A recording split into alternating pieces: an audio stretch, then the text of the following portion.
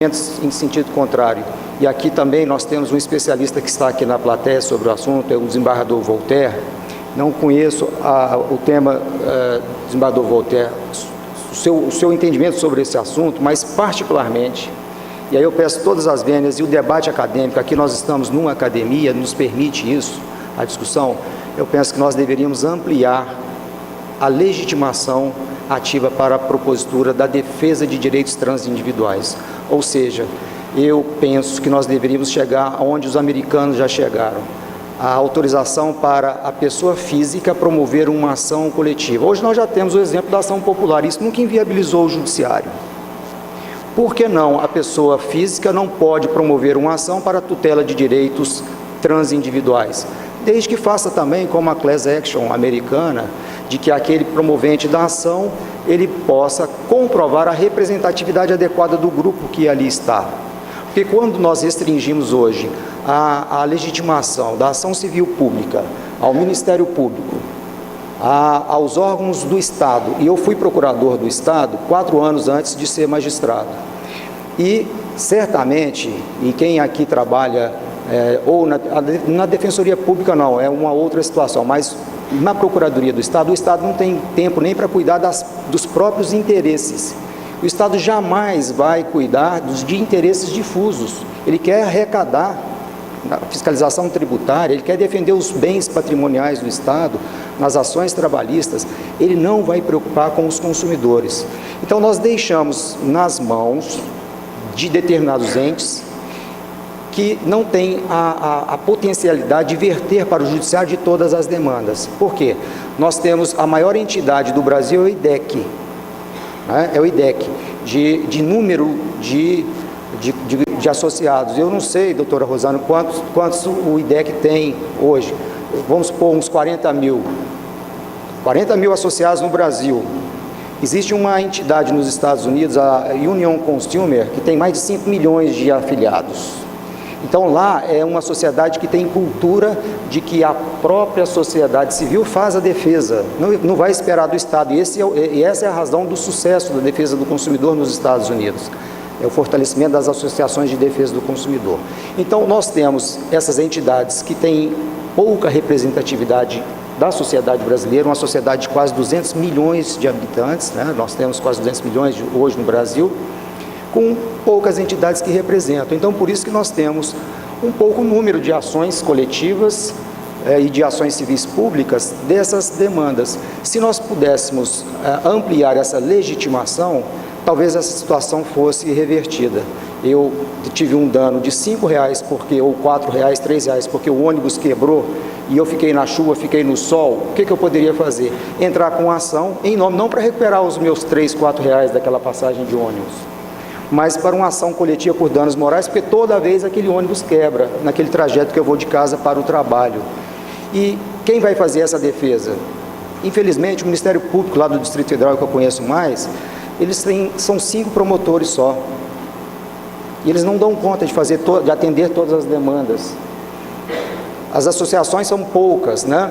Então, se nós pudéssemos ampliar a legitimação ativa, eu penso que nós teríamos mais oportunidade de fazer a defesa de direitos transindividuais. É isso.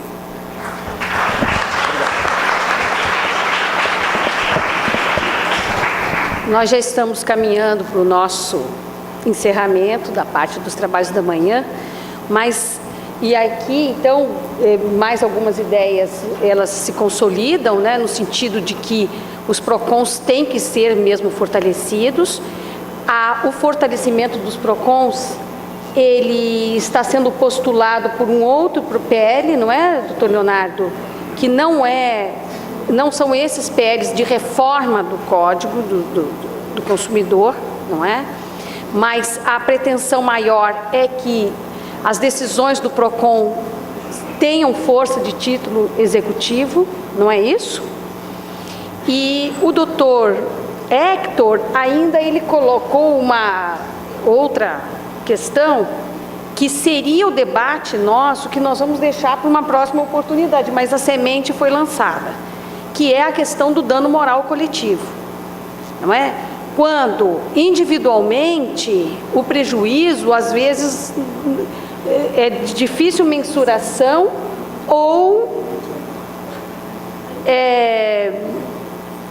se mensurado não teria um valor muito alto se considerado individualmente, principalmente porque nossos tribunais, nesse sentido, eles são bastante acanhados, não é? O dano moral no Brasil, individual, é um horror, né? Outro dia, a coitada da minha empregada, eu ajuizei por intermédio de um conhecido, uma ação porque cortaram a água dela sem qualquer comunicação e errado, porque ela não estava devendo e tal. Tem 2 anos que a ação está tramitando no juizado especial de uma cidade do interior, lá perto de Brasília, né, uma cidade de Goiás já, e agora saiu a sentença dando R$2.000 para uma pessoa que só em audiências, ela foi 3 vezes, ela teve que ficar sem trabalhar para resolver o problema. Então, nós temos essa questão que o dano moral no Brasil individual, nossos tribunais são extremamente acanhados, é um assunto ainda que precisa ser melhor estudado. Agora, a ideia de dano moral coletivo, ela então, digamos assim, a gente contorna essa dificuldade que os tribunais têm de dar uma reparação individual por dano moral, se nós conseguirmos isso numa ação coletiva, não é? Um dano moral coletivo alto que tenha uma função punitiva e pedagógica preventiva, que é o que mais importa para nós, porque senão essas instituições grandes, principalmente bancos, empresas de ônibus, empresas aéreas, para elas ainda continua compensando as transgressões individuais que são feitas, as lesões individuais que são feitas, né? Então, para nós fecharmos ainda e falarmos ainda um pouco sobre esses temas todos, eu vou passar a palavra para o doutor Fábio Trajano e depois fazemos um encerramento. Bom, colegas, eu acho que essa mesa está oportunizando para todos nós uma reflexão muito útil. Os estudantes, especialmente, às vezes você ouvir compartilhamento de experiências, de angústias, de anseios, de algumas pessoas que têm um pouquinho mais de experiência porque lidam no dia a dia com essas ações coletivas. Muitas vezes você não encontra nos livros, né, algumas reflexões que são feitas aqui. E continuando nessa linha, eu queria rememorar um evento magnífico que foi os 15 anos do Código de Defesa do Consumidor lá em Gramado. No ano que vem vamos ter um outro. E eu lembro do discurso da ministra Fátima Nancy Andrighi. E me tocou muito, como me tocou também a fala magnífica da professora Cláudia ontem. Porque a ministra Nancy, como a professora Cláudia, falaram com o coração, falaram com a alma, falaram com os sentimentos. E a ministra Nancy, lá em Gramado, ela, emocionada, dizia à plateia atônita que o juiz não iria mais poder conhecer de ofício as cláusulas abusivas em contratos, né? Que havia um movimento no STJ contrário ao conhecimento de ofício.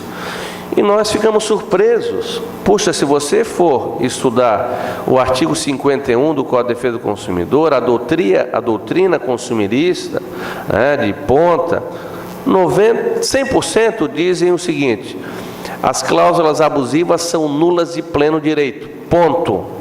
Ora, é óbvio que o Estado, juiz, deve conhecê-las de ofício. Se o advogado alega a nulidade de uma cláusula contratual e o juiz encontra 3 cláusulas abusivas, por que não conhecê-la de ofício?